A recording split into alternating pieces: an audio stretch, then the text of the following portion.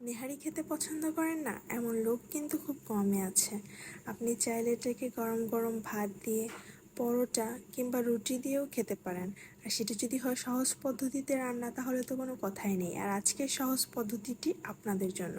প্রথমে একটি পাত্রে আমি পায়াগুলো নিয়ে নিয়েছি আর তার ভিতরে লবণ দিয়ে এটাকে সিদ্ধ করতে দিয়েছি। আর তার কিছুক্ষণ পরে হলুদ দিয়ে এটাকে ভালো করে সিদ্ধ করে নিচ্ছে। ঢাকনা দিয়ে ঢেকে আমি এটাকে 20 মিনিট মতন জাল করে নিয়েছি। আর তারপরে এটা জাল হতে দিয়ে আমি এখানে মশলার জন্য নিয়ে নিয়েছি জিরা, আর তার সাথে নিয়ে নিয়েছি আদা, এবং দিয়ে দিয়েছি শুকনা মরিচ পরিমাণ মতো। যে যেরকম ঝাল খাবেন সেভাবে ঝালের পরিমাণ বাড়িয়ে কমিয়ে দিতে পারেন। আর তার ভিতরে দিয়ে দিয়েছি রসুন, আর এটাকে ব্লেন্ড করতে দিয়ে এখানে তেলের ভিতরে দিয়ে দিলাম পেঁয়াজ। আর পেঁয়াজটাকে খুব ভালোভাবে ভেজে নিচ্ছি, বারবার নেড়ে চেড়ে দিচ্ছি।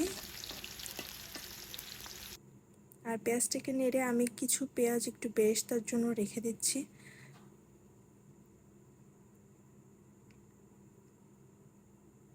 আর বাদবাকি যে পেঁয়াজটুকু আছে তার ভিতরে আমি যে ব্লেন্ড করে মশলা রেখেছিলাম সেই ব্লেন্ড করা মশলা সবটুকু দিয়ে দিচ্ছি। এবার মশলাটাকে দিয়ে আমি খুব ভালোভাবে মশলাটাকে কষিয়ে নেব।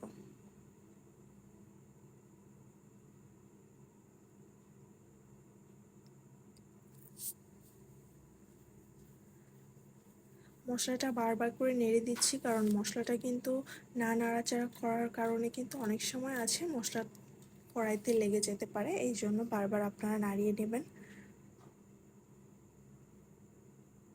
আর মশলাটা থেকে পানি অনেকটা শুকিয়ে গিয়েছে, এই জন্য আমি আর একটু পানি দিয়ে মশলাটাকে আরও ভালোভাবে কষিয়ে নিচ্ছি। আর আজকের রেসিপিটা কিন্তু আমার শাশুড়ির রেসিপি। আর অনেকেই অনেকভাবে নেহারি রান্না করেন, আর আমার শাশুড়ি যেভাবে রান্না করে আর সেই পদ্ধতি আপনাদেরকে দেখাচ্ছি। আর এখানে আমি দিয়ে দিচ্ছি 4-5টা এলাচ, 3-4টে দারচিনি আর 4-5টা লবঙ্গ। এবার যে মশলাটা কষিয়ে নিয়েছিলাম সেই মশলাটা সেই জাল করা নেহারির ভিতরে দিয়ে দিচ্ছি।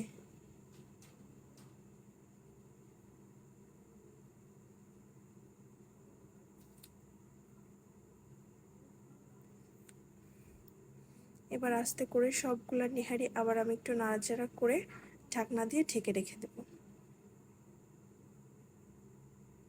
আর এটা যত জাল করবেন ততই কিন্তু মশলাটা এর ভিতরে ঢুকে যাবে, আর এটা খেতে কিন্তু তত বেশি মজা হবে।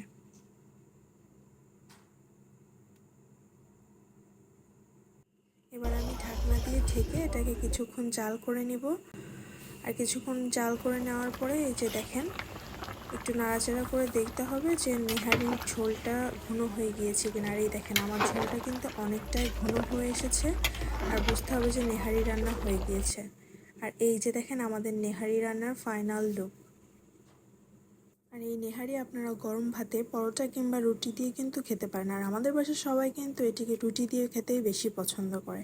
আমাদের এই সহজ রেসিপিটি যদি আপনাদের ভালো লেগে থাকে তাহলে অবশ্যই একটি লাইক করে দেবেন, আর আমাদের চ্যানেলটিকে সাবস্ক্রাইব করে দিয়ে আমাদের পাশে থাকবেন।